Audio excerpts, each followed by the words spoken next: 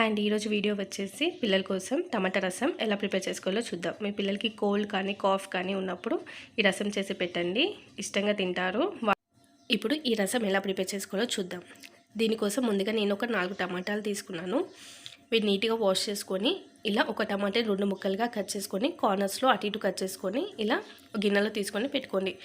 ఇప్పుడు అందులో కొద్దిగా వాటర్, ఒక పచ్చిమిర్చిని యాడ్ చేసుకొని స్టవ్ మీద పెట్టుకొని ఒక 5 to 6 minutes బాగా కుక్ చేసుకుందాం. ఇలా బాగా కుక్ అయిన తర్వాత ఇలా స్కిన్ని సపరేట్ చేసుకుందాం.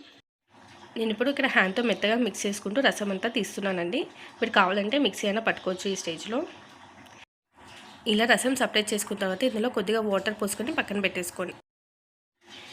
ఇప్పుడు పోపు కోసం స్టవ్ పైన ఒక కడాయిని పెట్టుకొని అందులో కొద్దిగా నూనె కానీ నెయ్యి కానీ యాడ్ చేసుకోండి. ఇప్పుడు కొద్దిగా ఆవాలు, కొద్దిగా జీలకర్ర, అలాగే ఒక వెల్లుల్లి రెమ్మని వేసుకోండి. వెల్లుల్లి రెమ్మ బాగా పనిచేస్తుందండి కోల్డ్ కానీ కాఫ్ ఉన్నప్పుడు. సో తప్పకుండా వెల్లుల్లిని యాడ్ చేసుకోండి. అలాగే కొద్దిగా పసుపుని కూడా యాడ్ చేసుకొని మన పక్కనే తీసి పెట్టుకున్న టమాటా రసంలో ఈ పోపుని యాడ్ చేసుకొని స్టవ్ మీద పెట్టుకొని కొద్దిగా మిరియాల పౌడర్ యాడ్ చేస్తున్నాను అండి. మిరియాల పౌడర్ యాడ్ చేయడం వల్ల పిల్లలకి చాలా బాగుంటుందండి కోల్డ్ కాఫ్ ఉన్నప్పుడు. అన్నీ వేసుకొని ఇప్పుడు 7 to 8 minutes ఇలా బాయిల్ చేసుకుందాం. ఇప్పుడు రసం 7 to 8 minutes బాయిల్ అయిన తర్వాత కొద్దిగా కొత్తిమీర వేసుకొని ఇలా సర్వ్ చేసుకోండి.